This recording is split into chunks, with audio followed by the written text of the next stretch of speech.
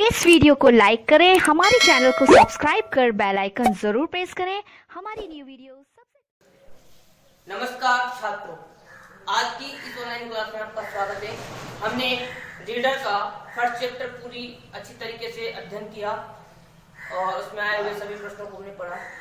आज हम पढ़ेंगे व्याकरण का चैप्टर 1 और वो है भाषा और व्याकरण।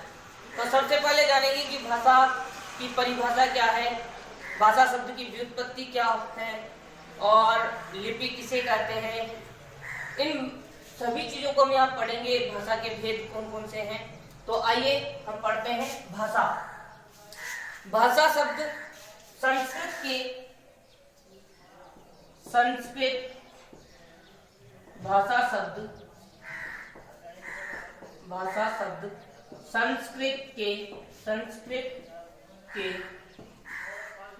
धातु से बना है। भाष धातु से बना है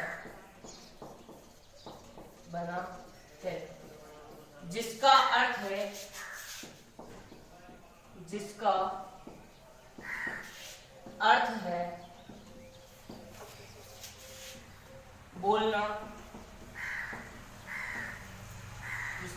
है बोलना, या विचार प्रकट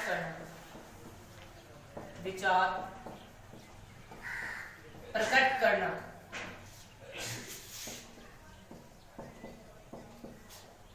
तो अवयव संज्ञा भाषा की व्युत्पत्ति क्या है कि भाषा शब्द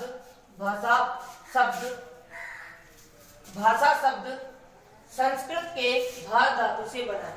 भाषा शब्द संस्कृत के भाष धातु से बना है जिसका अर्थ होता है बोलना और विचार प्रकट करना।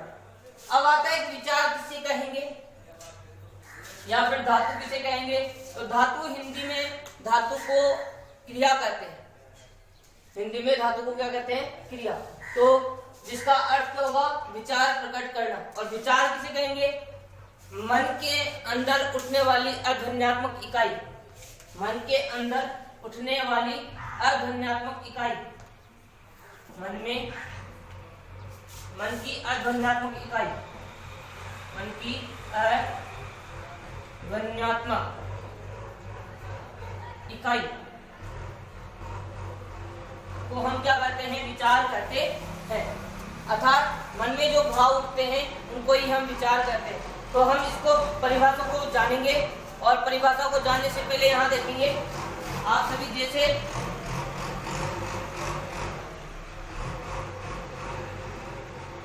ये दो व्यक्ति हैं, एक का नाम है राम और दूसरे का नाम है श्याम।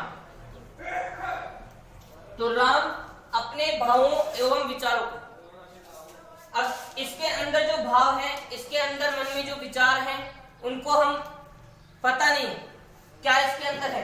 तो इसके अंदर जो मन के भाव एवं विचारों को, क्या मन के भाव एवं विचारों को, यानी राम अपने मन के भाव एवं विचारों को श्याम को बताता है तथा श्याम के अंदर स्थित मन के भाव एवं विचारों को ग्रहण करने का जो साधन है, उस साधन को ही हम क्या करते हैं? भाषा कहते हैं। अर्थात हम इसकी परिभाषा को जानेंगे कि भाषा वह साधन है जिसके द्वारा मनुष्य अपने मन के भावों एवं विचारों को दूसरों तक पहुंचाता है।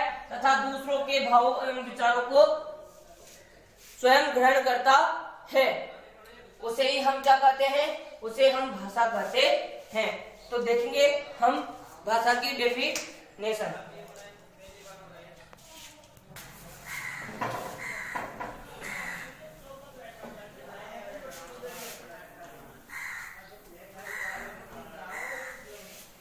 तो हम भाषा की परिभाषा लिखेंगे। भाषा की परिभाषा। भाषा भाषा वह साधन है वह साधन है। भाषा वह साधन है जिसके द्वारा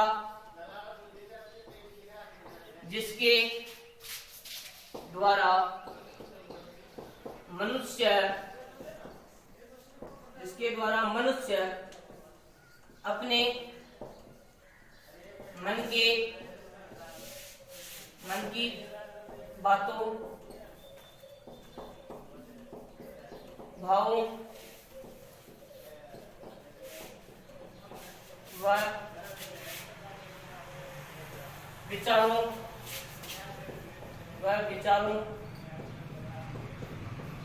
को दूसरों तक पहुंचाता है।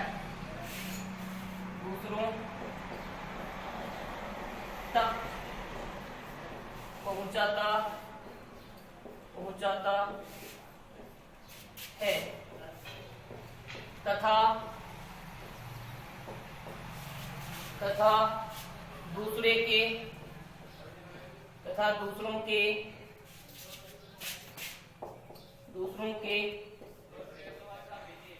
भावों एवं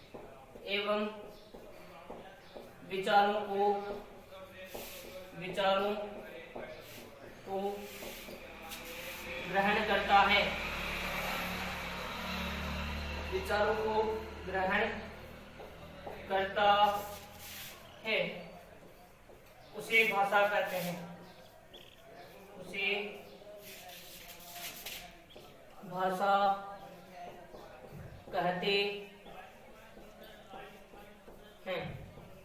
तो आगे होगा समझ में कि भाषा की डेफिनेशन क्या होगी। भाषा वह साधन है जिसके द्वारा मनुष्य अपने मन के भावों एवं विचारों को, बातों को दूसरों तक पहुंचाता है तथा दूसरों के भावों एवं विचारों को ग्रहण करता है। उसे भाषा कहते हैं। जैसा कि आपने देखा होगा कि हम किसी दुकान वाले के पास जाते हैं तो हम उसको बोल करके सामान लेते हैं, या फिर आप देखते होंगे कि हम जब ऑनलाइन अगर कोई सामान मंगवाते हैं, ऑर्डर देते हैं, तो उसको हम लिख करके दूर तक अपनी बात को पहुंचाया जाता है। तो उसका एक माध्यम होता है भाषा। उसका माध्यम भी क्या होता है? भाषा होता है। तो हम डेफिनेशन जान चुके हैं कि भाषा वह साधन है जिसके द्वारा मनुष्य अपने मन की बातों, भावों व विचारों को दूसरों तक पहुंचाता है तथा दूसरों के भावों एवं विचारों को ग्रहण करता है। उसे भाषा कहते हैं। तो हम इसके पढ़ेंगे, भाषा के भेदों के बारे में पढ़ेंगे। डेफिनेशन हमने पढ़ ली है, इसकी व्युत्पत्ति को हमने समझा। अब देखेंगे कि भाषा के कितने भेद हैं और कौन कौन से हैं। तो बने रहेंगे और साथ के साथ हम इन्हें देखते रहेंगे। आपने इसको लिख लिया होगा।